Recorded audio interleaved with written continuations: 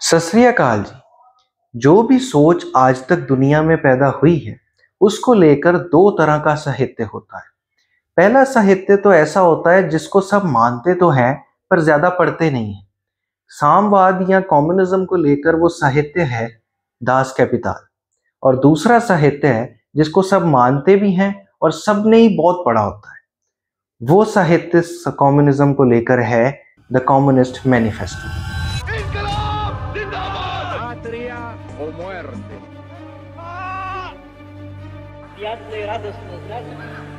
Товарищи, рабочий крестьянин. Uno toma uno. Es stimmt oyes. Je will easy.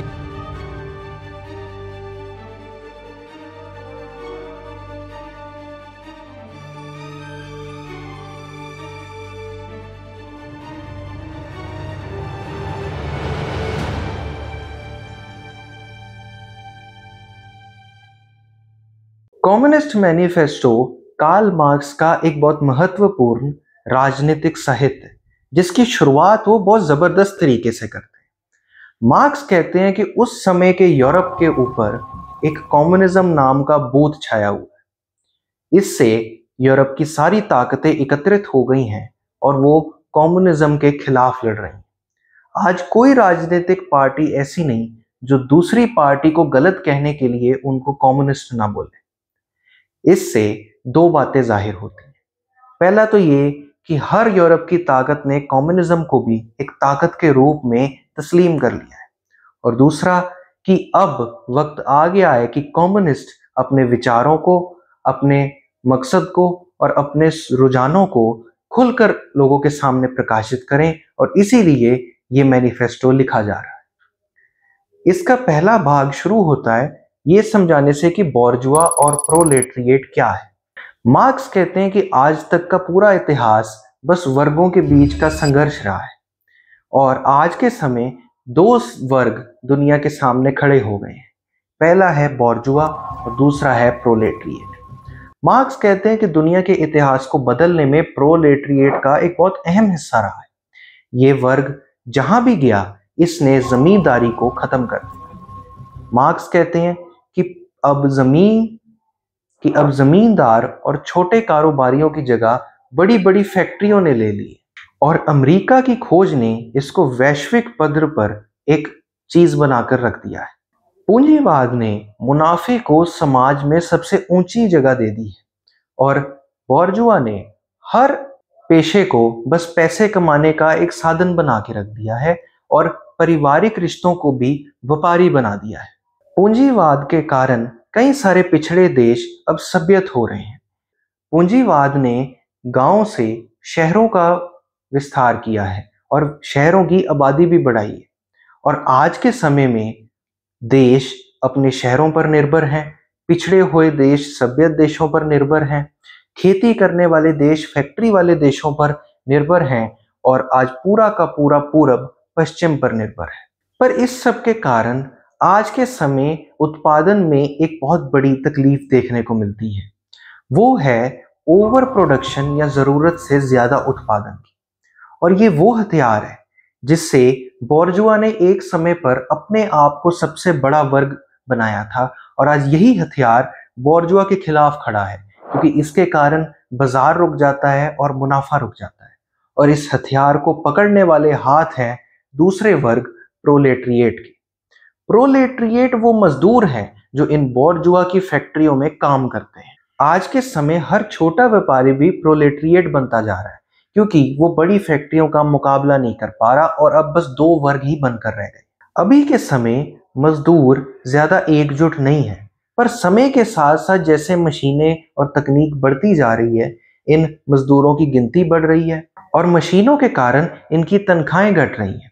इस कारण अपनी तनख्वाहों को सुरक्षित रखने के लिए ये एकजुट होकर ट्रेड यूनियनों का निर्माण कर रहे हैं। पर इस चीज को लेकर सबसे बड़ा खतरा है मजदूरों का आपसी मुकाबला, जिसके कारण उनकी एकजुटता खत्म हो जाती है और सारी ताकत बोर्जुआ के हाथों में आ जाती है। अगर सारे प्रोलेटरिएट या मजदूर एकजुट रहें तो इंग्लैंड में जैसे 10 घंटे काम वाला बिल पास हुआ वैसे बिल और भी पास हो सकते हैं। और आज के समय तो बोर्जुआ को भी अपनी उत्पादन की प्रतियोगिता जीतने के लिए प्रोलेटरिएट की जरूरत है और वो प्रोलेटरिएट को भी शिक्षा और राजनीति के हथियार दे रहा है जिसको प्रोलेटरिएट खुद बोर्जुआ के खिलाफ इस्तेमाल करे। हर पिछली क्रांति एक छोटे समूह की क्रांति थी, लेकिन प्रोलेटरिएट की क्रांति आज एक बहुमत की क्रांति है।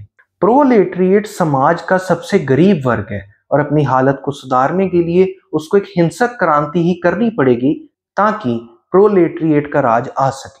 बोर्जुआ के लिए जरूरी है मुनाफा और मुनाफा आता है मजदूरों के आपसी मुकाबले से, पर अब जब उनके इकट्ठे होने के कारण ये बुनियाद खत्म हो गई है तो बोर्जुआओं पर प्रोलेटरिएट की जीत लाजमी है और होकर रहेगी। अगले भाग में कार्ल मार्क्स कम्युनिस्ट और प्रोलेटरिएट के बीच के संबंध समझाते हैं और कम्युनिस्टों पर लगते हुए जो इल्जाम है उनका जवाब देते हैं। मार्क्स कहते हैं कि कम्युनिस्ट बाकी प्रोलेटरिएट पार्टियों से अलग है क्योंकि पहले तो कम्युनिस्ट किसी भी देश के विभाजन में नहीं मानते, वो सभी को एक प्रोलेटरिएट देखते हैं।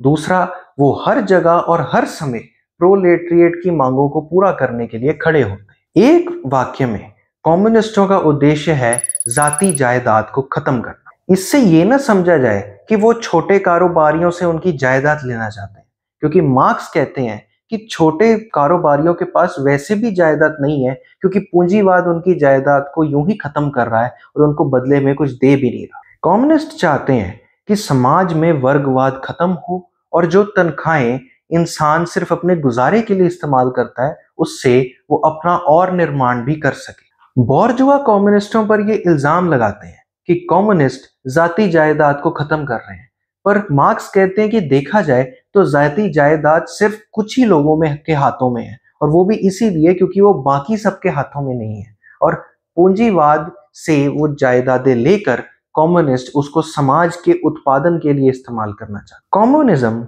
किसी भी समाज में समाज के उत्पादनों की मालकियत को लेकर खिलाफ नहीं है, बस वो उस मालकियत से पैदा होने वाली मजदूरों की गुलामी के खिलाफ है। आगे मार्क्स कहते हैं कि बोर्जुआ कम्युनिस्टों पे इल्जाम लगाते हैं कि कम्युनिस्ट परिवारों को खत्म कर रहे हैं, पर मार्क्स कहते हैं कि पूंजीवाद में परिवार है क्या? हर परिवार में बच्चों और औरतों को काम करने के लिए मजबूर किया जा रहा है ताकि वो परिवार सरवाइव कर सके। इन हालातों में क्या उसे परिवार कहा जा सकता है? गरीब घरों में परिवार सिर्फ एक व्यापारी तौर पर रह गए हैं ताकि ज्यादा से ज्यादा तनख्वाह ली जा सके, और अमीर घरों में सिर्फ परिवार को छोड़कर सिर्फ मुनाफे की दौड़ है, इसलिए वहां पर भी मुनाफा सिर मौत पे है।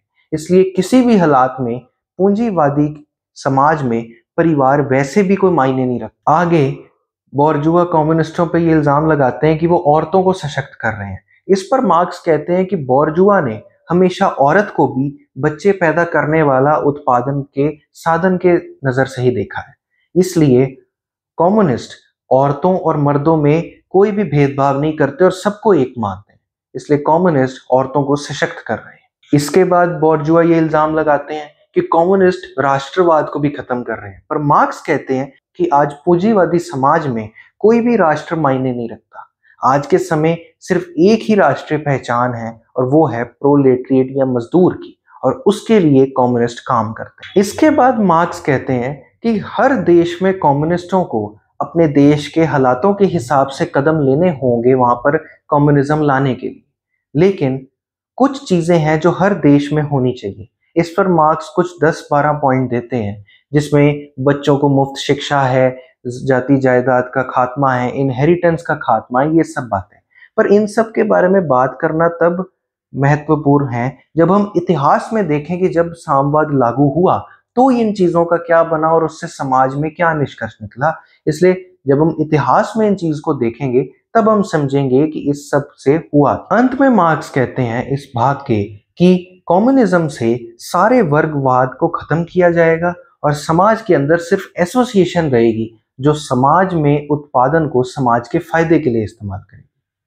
अगला भाग है कम्युनिज्म को लेकर साहित्य, पर मेरे ख्याल से ये चीज आज रेलिवेंट नहीं है क्योंकि एक तो ये मैनिफेस्टो 200 साल पुराना है और ऊपर से ये जो लिटरेचर है ये फ्रांस, जर्मनी, इन देशों से संबंधित है, इसलिए इस पर हमें ज्यादा वक्त नहीं गुजारना चाहिए। हम चलते हैं चौथे भाग में ये भाग इस मैनिफेस्टो का आखिरी भाग है, जिसमें मार्क्स कहते हैं कि अलग अलग देशों में उस समय के हालातों से कम्युनिस्टों को क्या कदम उठाने चाहिए।